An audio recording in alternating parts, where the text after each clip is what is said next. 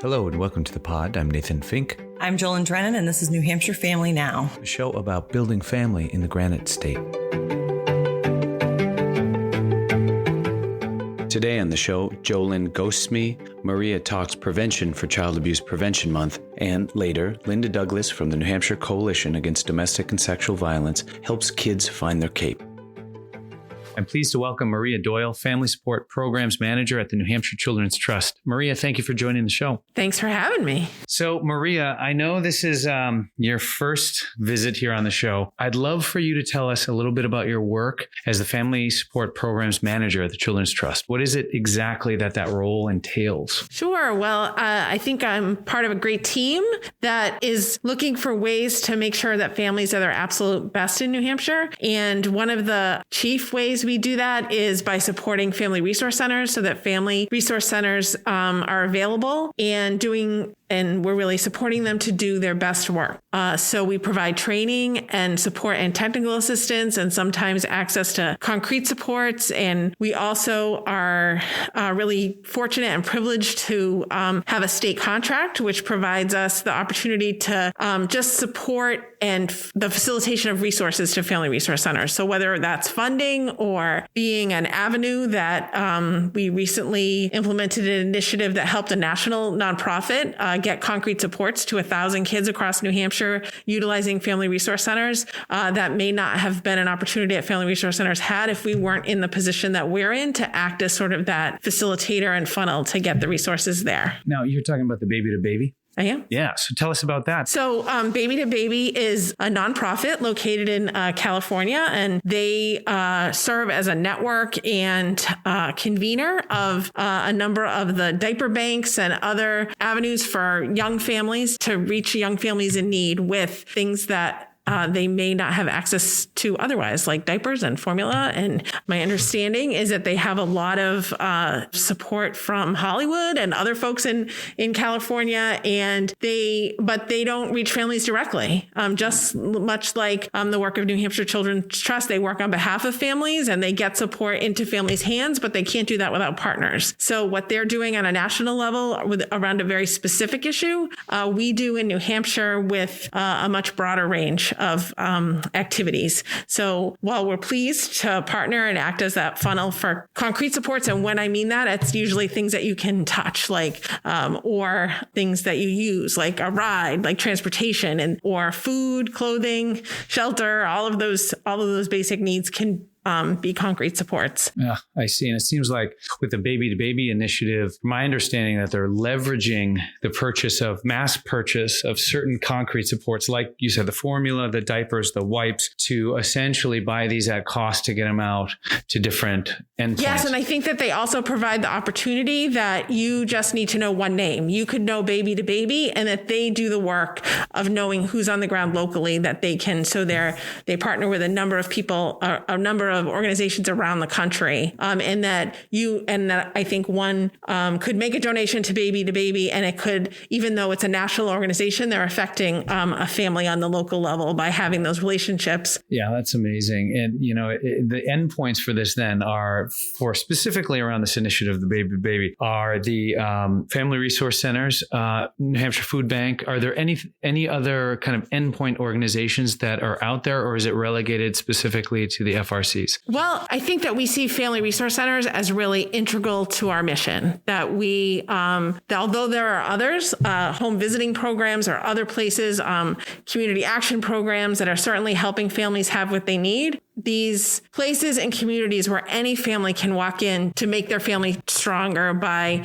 social connection opportunities, or places where they can get parent education to increase their knowledge of parenting, or have a play group for their kids and meet other parents who are parenting kids the same age. That really family resource centers are unmatched in how many points they reach in helping us support families in the way that we feel like is important that families are supported. Right. And, that primary prevention sphere, to many, I think, kind of slippery ground. I want to explore what prevention is, specifically primary prevention, and what it means. Is there a way that we can talk about it or define it so that those folks listening understand what it is and why it's important? Yeah. So I think that the idea of prevention in any sphere is kind of slippery because you don't see it when it's working. I know if I get exercise that I've been told that that's going to keep me healthy and prevent me from, say, having a heart attack. But if I never have a heart attack, do I really know it was the exercise that didn't? And we have some science that says, yeah, probably. But to say that it's that the exercise prevented me from having a heart attack, it's very, very hard to kind of draw that direct line. So I think that people have an idea that prevention isn't as quantifiable, but there is a lot of science behind it. And primary prevention are those strategies that are population wide. It doesn't matter how your family's doing or what's happening. Primary prevention strategies are to reach everyone. And they're really they're really the policies, the structures, the practices that really is what it takes to keep families strong. And when families are strong, child abuse and neglect doesn't occur. The science just says that. Right. And the science is becoming increasing all the time about what we need to do. So prevention is not what we do. It's the result of what we do. And we know that policies like paid family leave and the earned income tax credit and family-friendly workplaces, flexible work schedules, the fact that shift workers, there's policies to have shift workers need to have an advance of their schedule so they're not scrambling around. What we know is that child abuse happens when stress outweighs resources.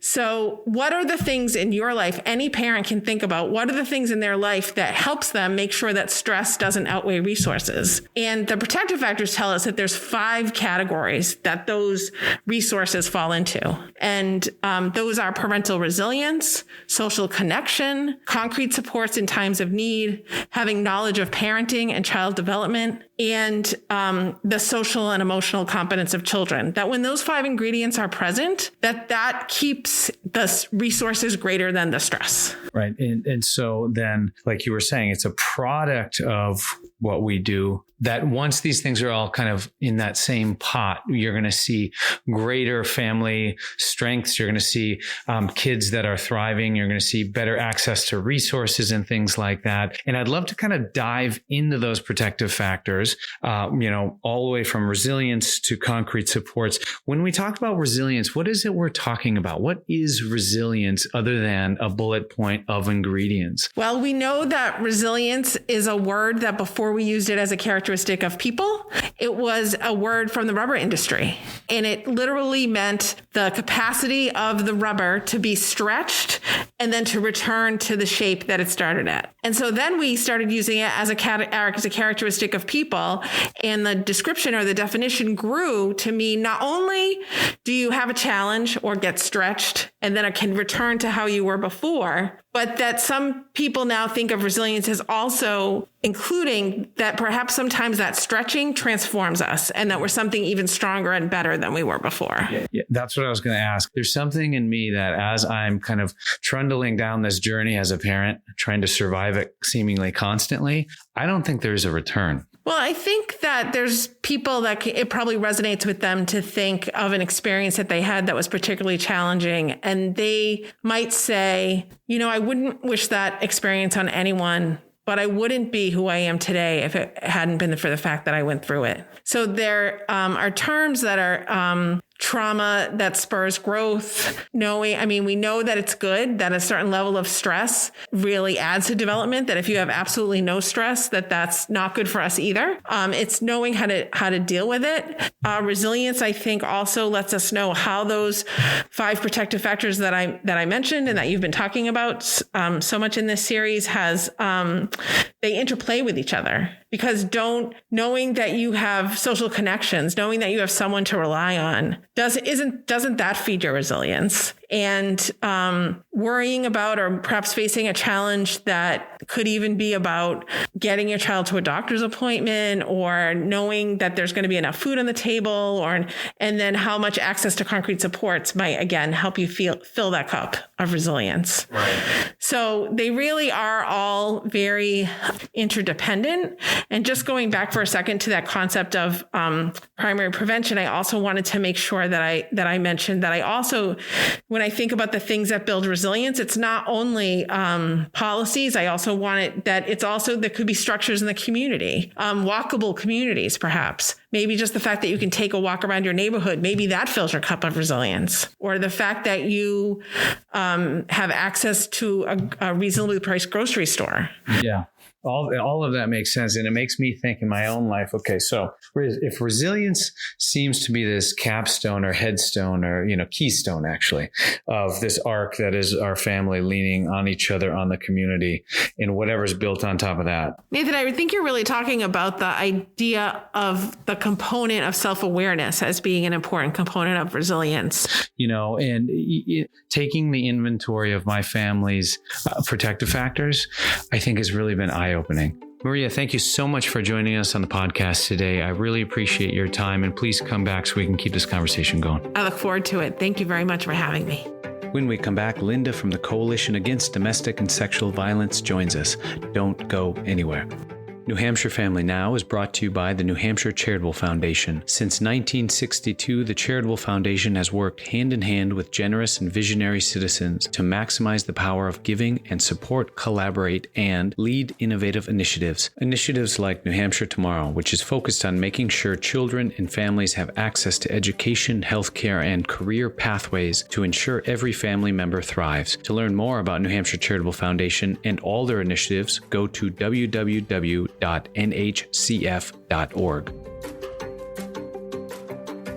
I'd like to welcome Linda Douglas from the New Hampshire Coalition Against Domestic and Sexual Violence. Linda, thank you so much for joining the pod.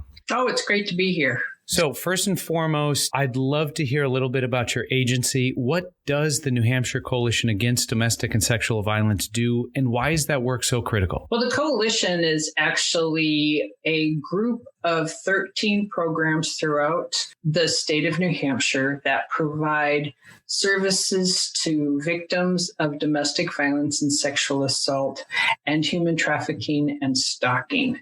So those member programs receive technical assistance through the agency that I work for, which is sort of the umbrella over those.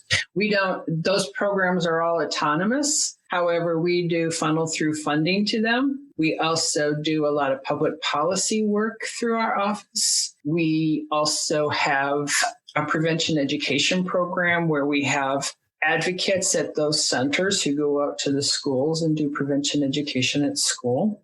And we also have specialists who assist those programs with programs such as rapid rehousing, housing first programs to help survivors with economic issues, and pretty much anything else. We also have a program called AmeriCorps Victim Assistance Program that we oversee that puts AmeriCorps volunteers into each one of those programs as they would like. So some years we have a full cohort, some years we have a few. So it's really about furthering knowledge through and supports through the state to assist survivors of domestic violence, sexual assault, human trafficking, and stalking, doing everything we possibly can, because the rates, we know that 1 in 4 women, 1 in 6 men are victims of domestic violence or sexual assault.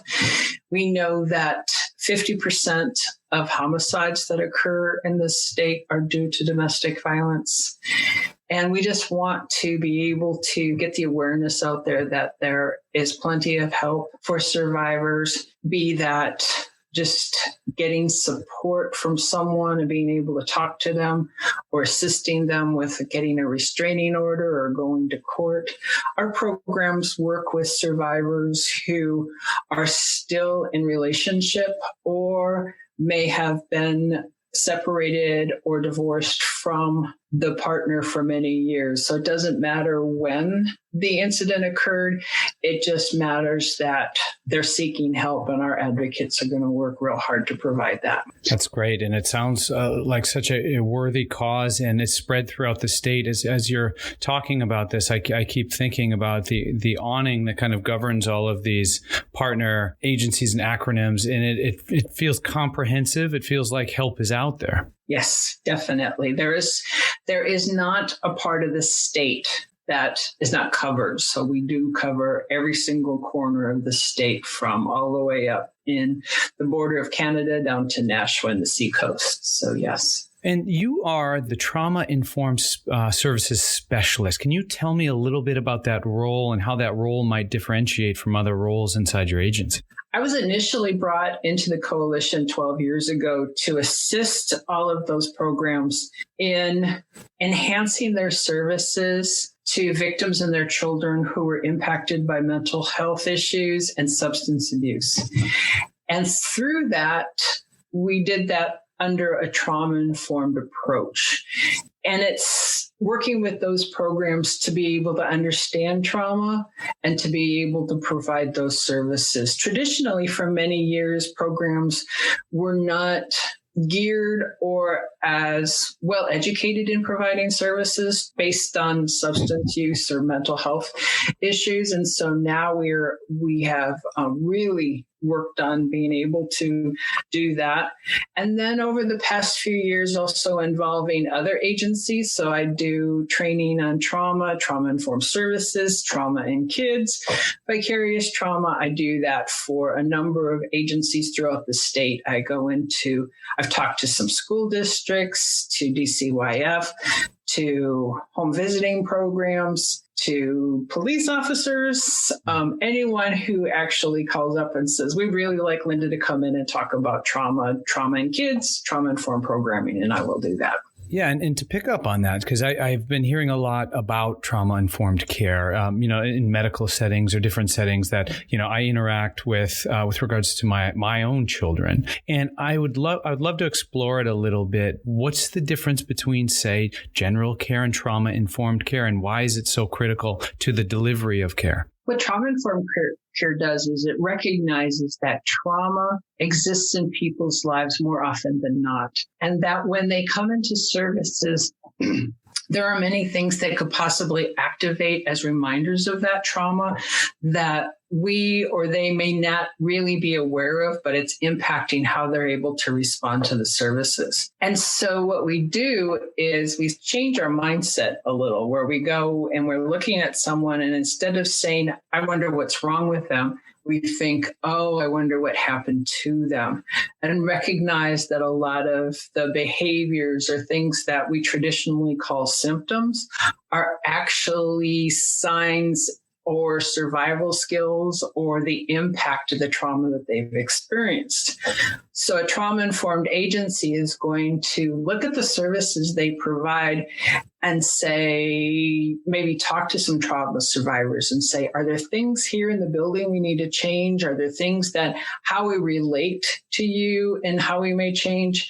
One thing I think of, for instance, doctors' offices, one of the things that they do now that's significantly trauma-informed is that some doctors' offices provide a chaperone.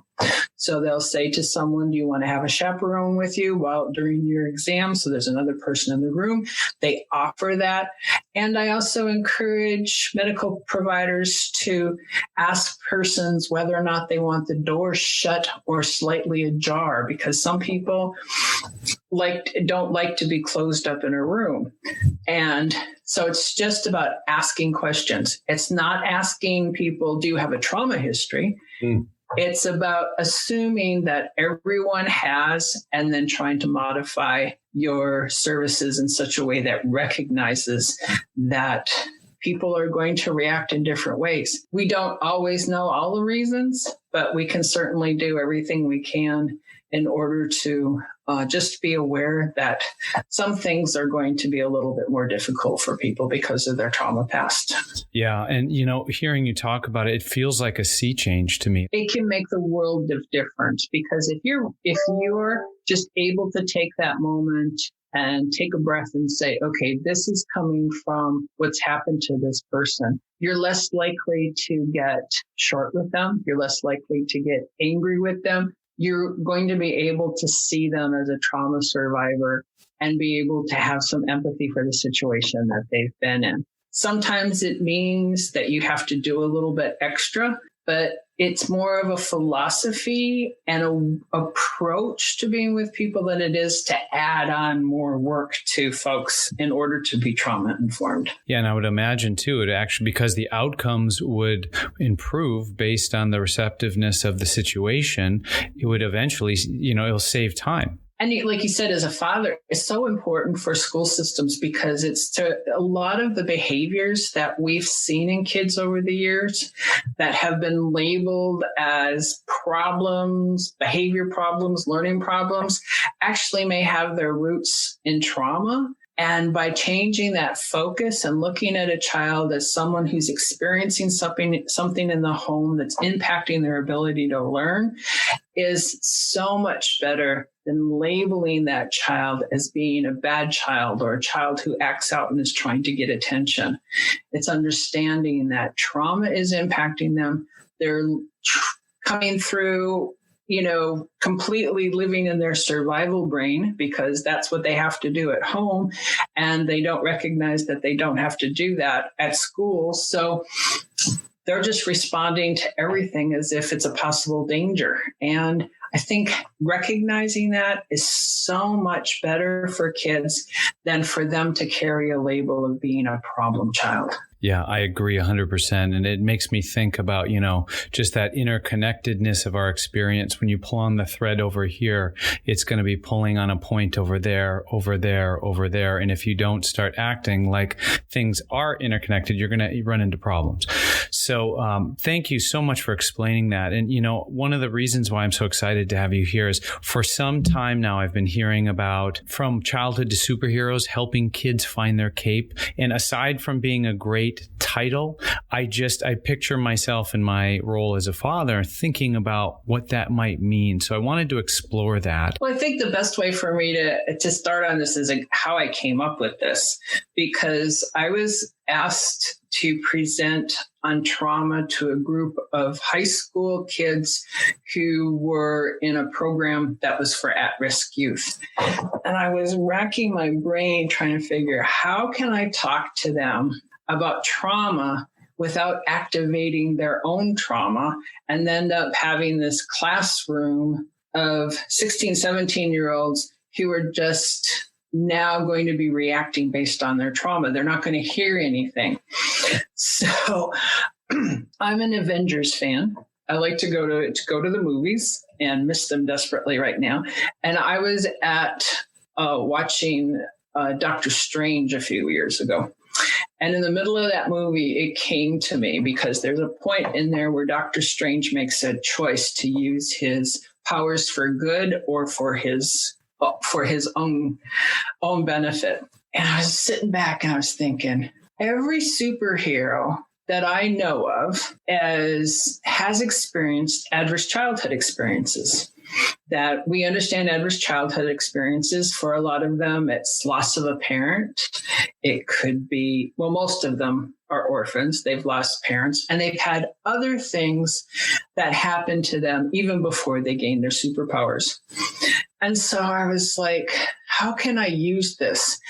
First of all, I could take this in there and say, let's talk about superheroes and what they experienced as children, and use that to demonstrate what trauma is. And then talk about when they get their cape is when they make that decision to use their powers for good. Because the cape is usually identifies our good guy, okay?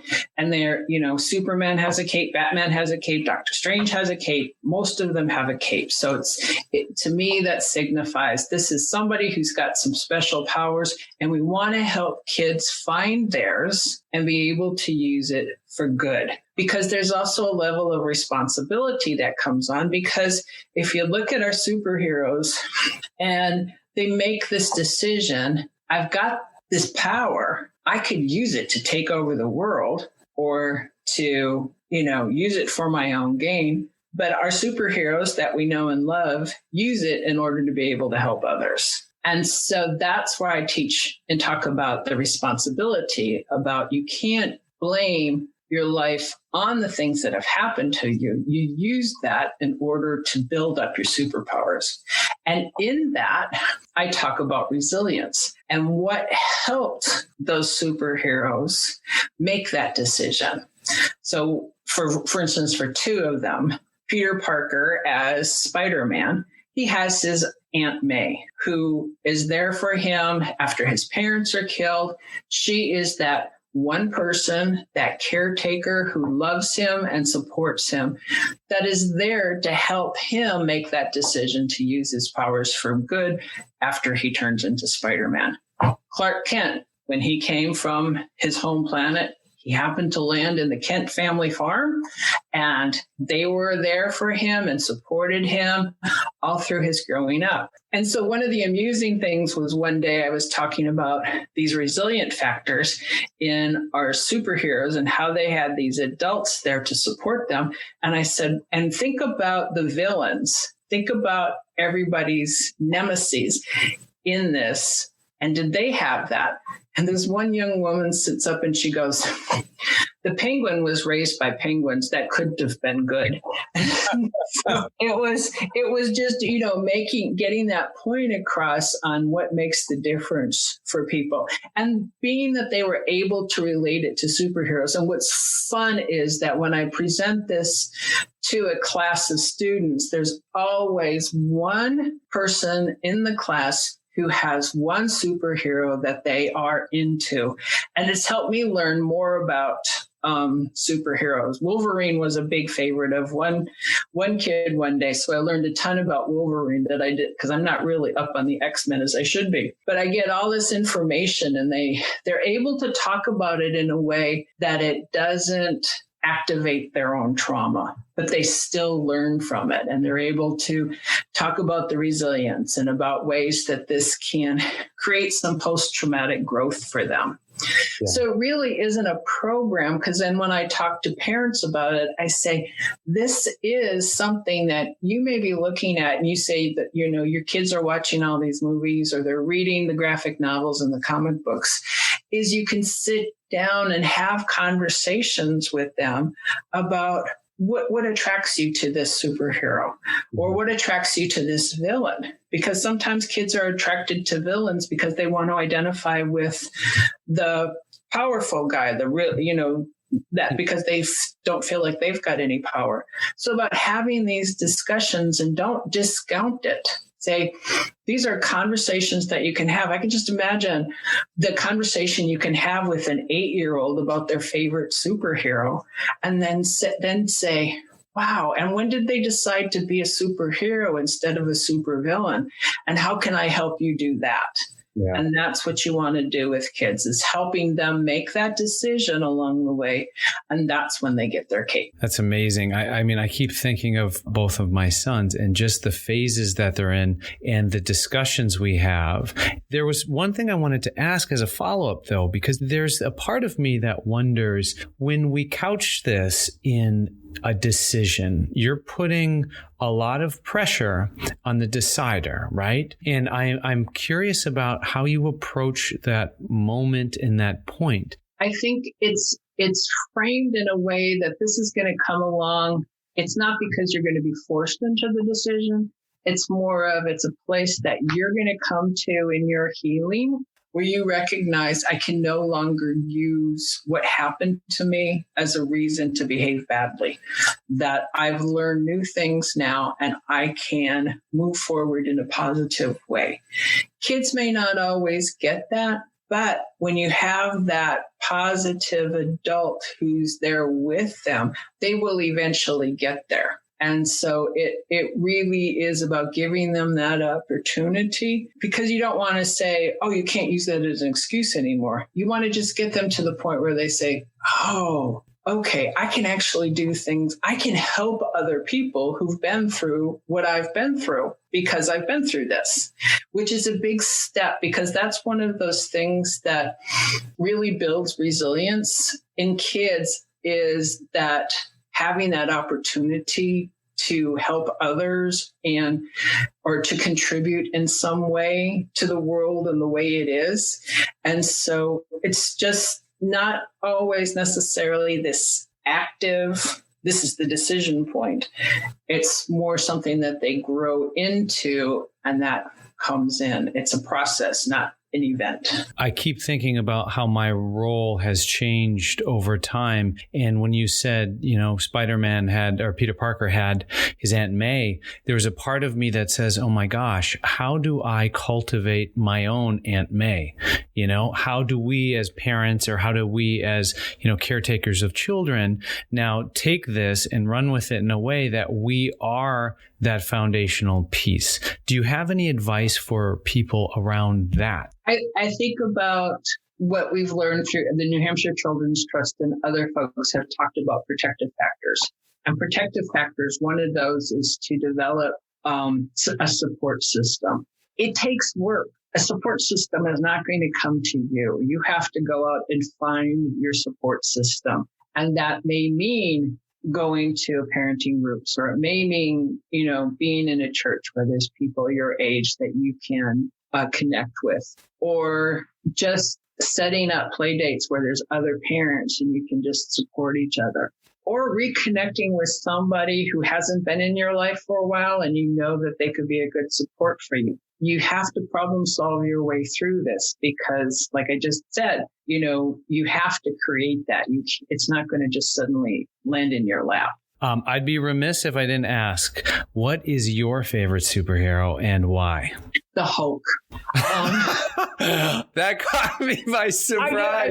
I knew it would. I knew you were expecting like Wonder Woman or, Captain Marvel or somebody, but it really is the Hulk. I may look to you like this calm, sweet grandma right now, but in my younger days, I did have a pretty quick temper. And I'm also a big Mark Ruffalo fan, so that also helps. But I just find that whole idea, especially with kids, of being able to talk to somebody whose rage just builds up and gets out of control, but has been able to find ways, particularly through the support that he gets from the other Avengers, in how to be able to channel that and how to be able to calm himself back down again. I very much appreciate your time. This is such a wonderful conversation, and I'm thrilled that we'll be having it again. So thank you so much, Linda, for joining the pod.